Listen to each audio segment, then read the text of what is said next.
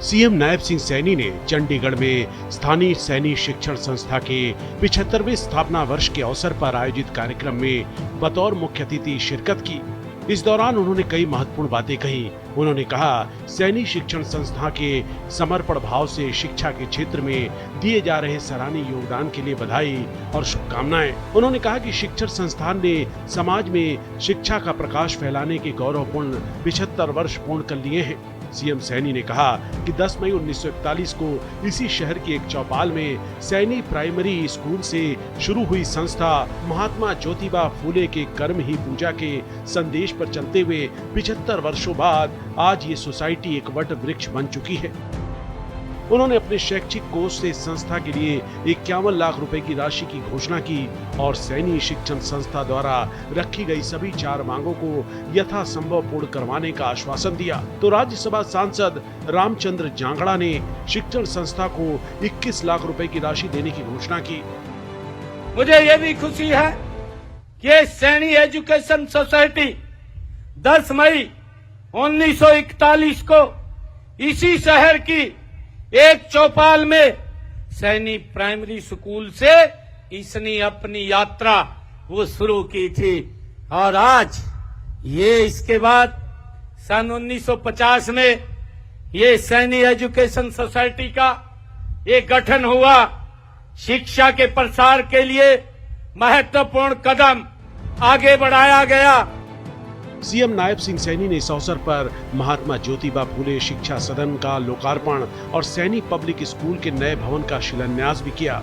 CM ने कहा कि सामाजिक क्रांति के अग्रदूत महात्मा ज्योतिबा फूले और भारत की प्रथम महिला शिक्षिका सावित्रीबाई फूले सैनी समाज के रत्न हैं।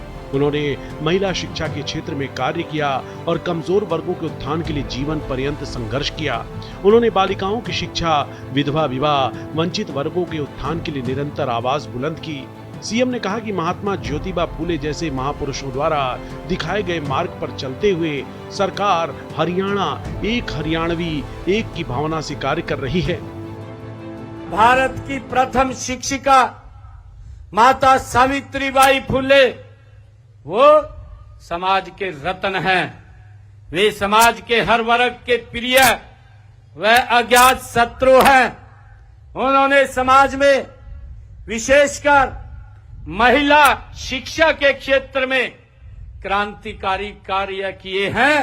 उन्होंने कमजोर वर्गों के उत्थान के लिए अपना पूरा जीवन वो समाज के हित में लगाया है। ये हमारे लिए बहुत गर्व की बात है। सीएम नायब सिंह सैनी ने कहा कि इसी प्रकार संत लक्ष्मीदास जी, बल्लभगढ़ रियासत के सेनापति गुलाब चंद सैनी, बिहार में सामाजिक क्रांति के सूत्रधार बाबू जगदेव प्रसाद कुशवाहा जैसे समाज सेवक, हॉकी के जादूगर मेजर ध्यानचंद्र कुशवाहा जैसे खिलाड़ी और चंडीगढ़ स्थित रॉक गार्डन के निर्माता पद्मश्री नेकचंद्र सैनी जी जैसे कलाकार भी इसी समाज की देन हैं। स्वतंत्रता आंदोलन में भी सैनी समाज का बड़ा योगदान रहा है। आजाद हिंद फौज के सेनानी सरदार महंगा सिंह सैनी और अजीत सिंह सैनी के साथ हरि सिंह सैनी जैसे स्वतंत्रता सेनानी भी इसी समाज ने दिए हैं। सीएम सैनी ने कहा कि प्रदेश में सर्व शिक्षा अभियान के तहत सभी बच्चों का स्कूलों में नामांकन सुनिश्चित किया गया है। स्कूलों में डिजिटल शिक्षा, स्मार्ट क्लासरूम, टैबलेट वितरण और ई लर्निंग को प्रोत्साहन दिया गया है। बेटी पढ़ाओ बेटी बचाओ अभियान को व्यवहार में उतारते हुए छात्राओं के लिए सुरक्षित परिवहन, छात्रवृत्ति और सैनिटेशन सुविधाएं बढ़ाई गई हैं। हर ब्लॉक में उत्कृष्ट मॉडल स्कूलों की स्थापना, बच्चों में आर्टिफिशियल इंटेलिजेंस, कोडिंग और डिजिटल कौशल की शिक्षा, कौशल विकास कार्यक्रमों को विद्यालय स्तर से जोड़ना और उच्च शिक्षा में अनुसंधान और नवाचार को बढ़ावा दे रहे हैं। मुझे ये भी खुशी है कि 75 सालों की यह यात्रा केवल समय की गिनती नहीं है, बल्कि त्याग, परिश्रम और समर्पण की ये अमर गाथा भी है।